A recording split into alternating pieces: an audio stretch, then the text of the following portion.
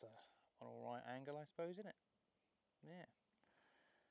Well, hello everyone. This feels a little bit weird. I've not had to do this in a while, but I thought I would just do a bit of an update, really, on where the hell have I been, because life has been particularly chaotic for me over the last few months, as it sort of is for everyone, I guess, but especially for me in this particular time. And a bit lower, there you go, a bit more personal. Yeah, I just thought I'd give you a bit of an update where I've been for the last few months, because I keep seeming to do this, where I'm like, hey, yeah, I'll make videos and things, and I'll chat to people and all that sort of stuff, and then obviously I just ghost you all for a few months. But in all fairness, it's not been without genuine reasons. So I've come out here, I've got my cup of tea, sun's shining, I've got my anti-head cancer hat on, and yeah, I thought I'd just give you a bit of a catch up. So last time we spoke, or last time I did anything, I think I did. I did some tree work, didn't I? I went over and did a few bits, and I mentioned that obviously had this big oak tree that you needed doing, so that was sorted. In the end, that was quite a sketchy job, actually. We had to get the winch on the front of my truck, which, to be fair, I bought it as sort of sight as seen, and I didn't even know if the actual winch worked. So that was he told me that it did, and I always try to assume positive intent. So in the end, we ended up getting my getting my truck winch out and winching these fucking great big bits of. I mean, they must have been 300mm fucking like lumps of oak that were a good, sort of 4 or 5 meters long, so they were not light. And yeah, she did it, got them all sorted out, got it all basically made it safe, removed all the hung up bits, and was a bit of a sketchy thing for me, because obviously I've not done any tree work for quite a few years now. So was I maybe the best person to do it? Probably not, but we did it, and we got it all done, and we're all capable of these things, if we just try and use a brain. And it's not like I haven't done that stuff before, it's just been a while. So anyway, we didn't die, and it made for a good story. So yeah, it's a success in my book. But anyway, yeah, so after that, yeah, it was quite a hectic sort of few months, really. I ended up losing my job. I won't go into details about what happened, just because it's not really appropriate. But yeah, it wasn't great, put it that way. And yeah, I ended up all over the shop, actually. I had to pretty much, obviously along with the financial implications, I had to go and find a different job, which ended up me having to relocate to Southampton, which, if you don't know the UK, Southampton is about 2.5, 3 hours, like, that way. I lived there for a few months. I worked there for a few weeks. I think it was just over 2 months, maybe. And ended up actually living in a university flat. So that was interesting, because for reference, I'm 27. So sharing a uni flat with a load of 17, 18-year-olds was, a load of 18, 19-year-olds was interesting.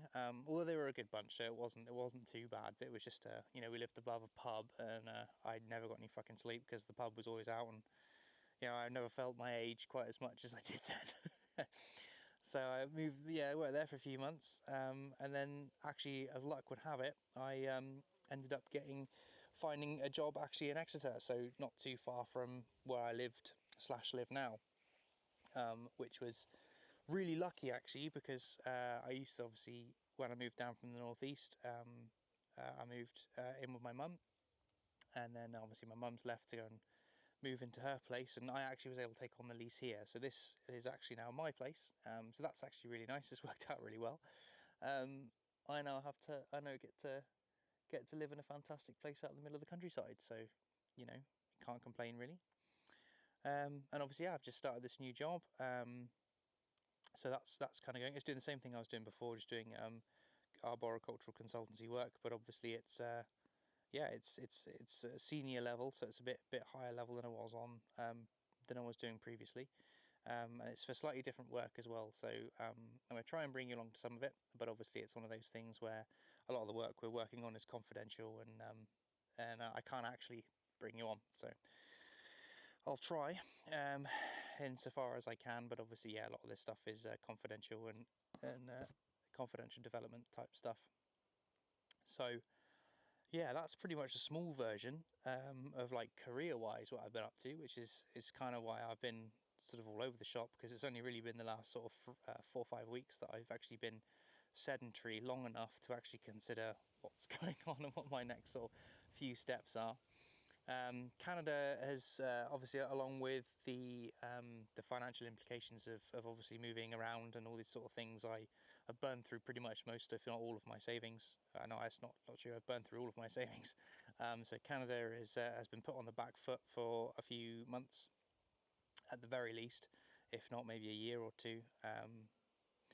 Especially as well because I started to realise that I've maybe been looking at that as an escape route rather than actually what it is, which is a canvas for something different.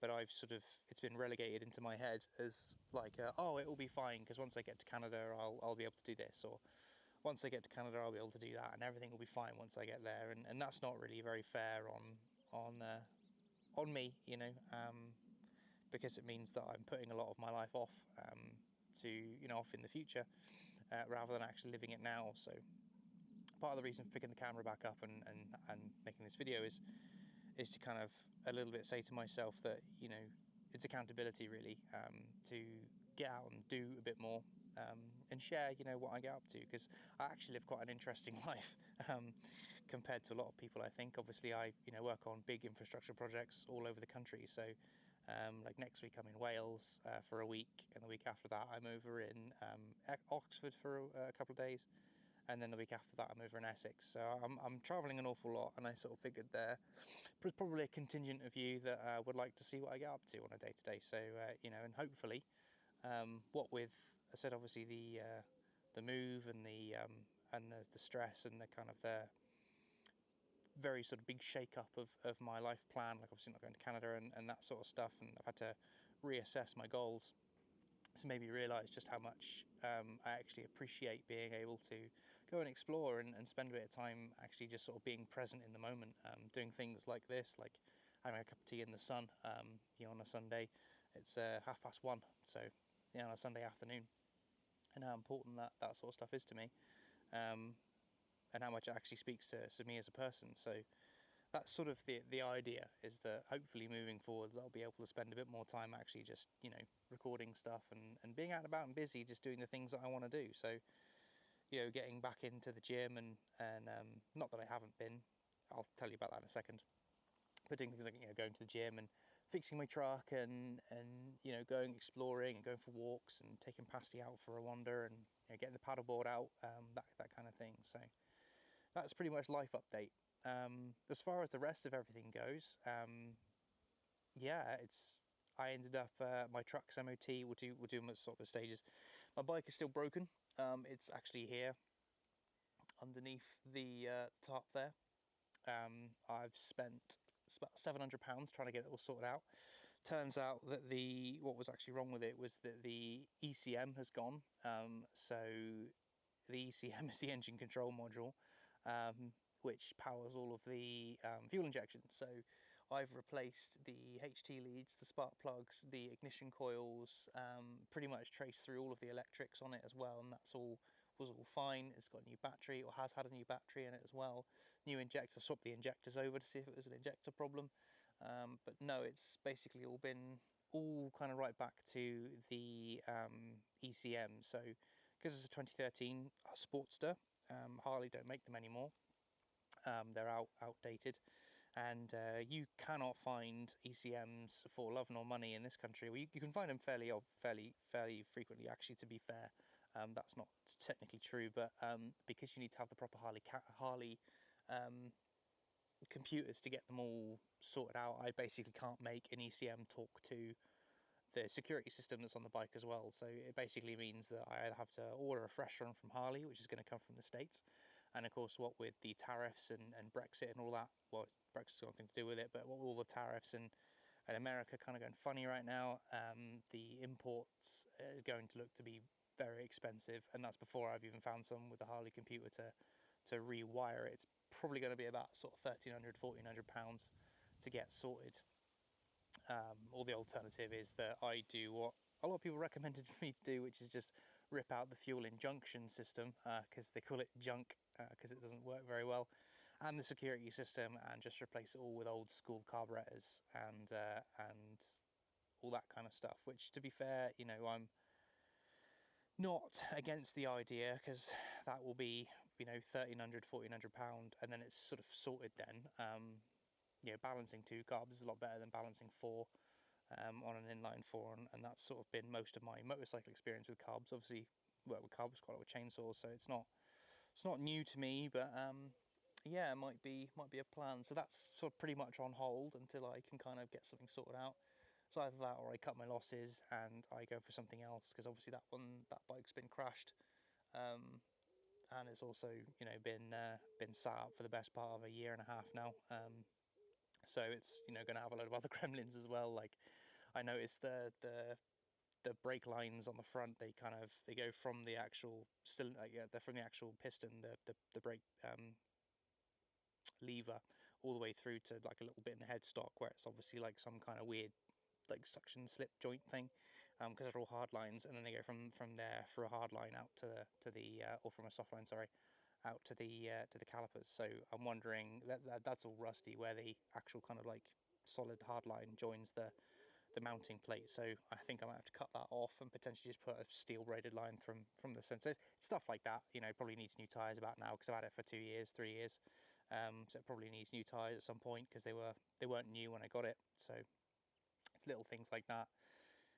The truck also went through its MOT, which was surprising. I had to spend £1,300 getting all the welding done, which was a joke, because the whole back end apparently needed welding together. I didn't think it was that bad, but clearly it was.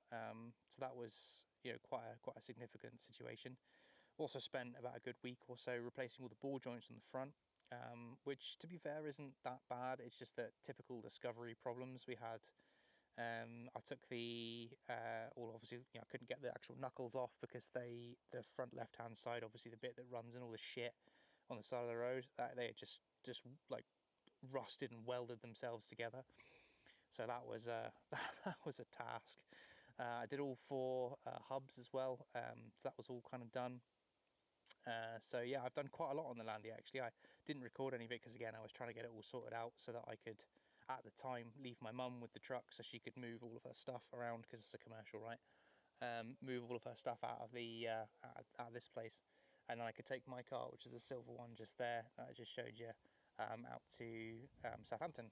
And of course, yeah, promptly after I'd done all that, I kind of got home, started this new job, and yeah, then the diff housing has cracked. So I don't know how that's happened, because they're pretty solid bits of metal. Maybe it's just a bit of corrosion or a manufacturer's fault or something like that. But yeah, the diff cracked. So that's currently sat at my mum's place, just gathering dust while I get enough money and time really to set aside to take the diff out, and then change the diff. So, well, it's diff housing anyway, because obviously, why have the diff housing like they did on the old D1s, where you could just, you know, slot the diff housing off and slot a new one on? Instead, you've got to fucking, you know, take the whole diff out and all the axles out, and just a bit more of a fuck on really. So, but yeah, I was going to do that, and I'm in 2 minds whether or not to do all the Watts link and the suspension and everything while I'm at it, to really turn it into a proper project, get it all done. So that's what's going on with the truck and the bike. As far as gym progress and everything's going, obviously I've booked in for a photo shoot on the 7th of September. I think obviously what with the stress, and all of the sort of stuff moving on as well, I have been in a calorie deficit since April, but I've only actually lost 6 pounds.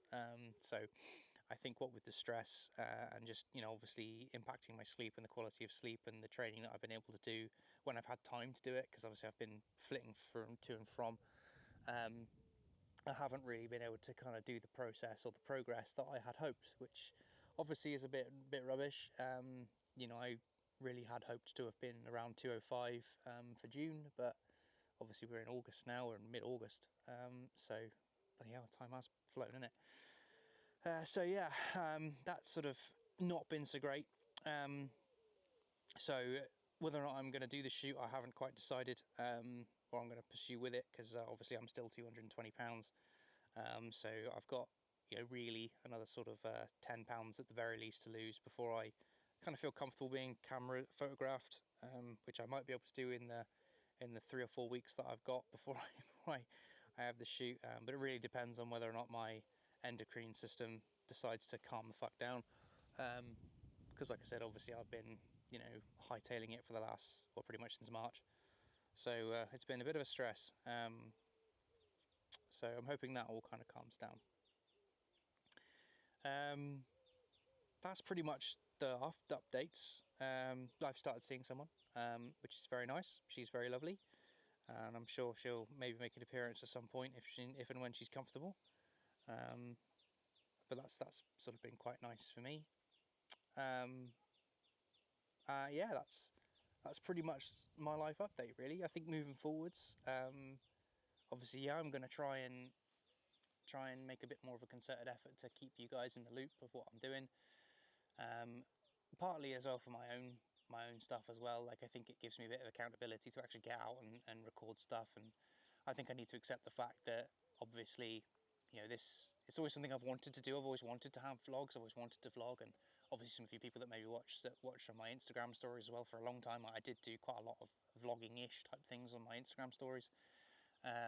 So, maybe this can be something again if I can make it a bit easier. I've mentioned before, it's the process between recording the videos is fine, and kind of doing that is great. It's just finding something to record is the difficult bit, but also as well the post-production stuff, like all the editing and things, I've got no real major interest in. So trying to find a way that I can cut that down and make that as easy as possible will be a lot better for me, which potentially is just as simple as accepting the fact that maybe my content is going to be a lot more long form and a lot more winding, which is sort of certainly quite similar to how I am as a person, very sort of convoluting and very ambiguously winding down trails, and it's never really direct and to the point. But then that is also who I am. So people obviously want to watch that, and people want to be part of what I'm doing, and people are invited to be part of that. So I think that's pretty much an update. Like I said, moving forwards, we're going to try and get out a bit more, and I'm going to go paddleboarding tomorrow. Today I've got to finish off doing the garden. I've got the hedge to cut. As you can see, I cut it a few weeks ago, and I need to cut it again because I need to push it actually further back. And the grass is getting pretty long, so I need to go and cut the grass too. So I might go and do that.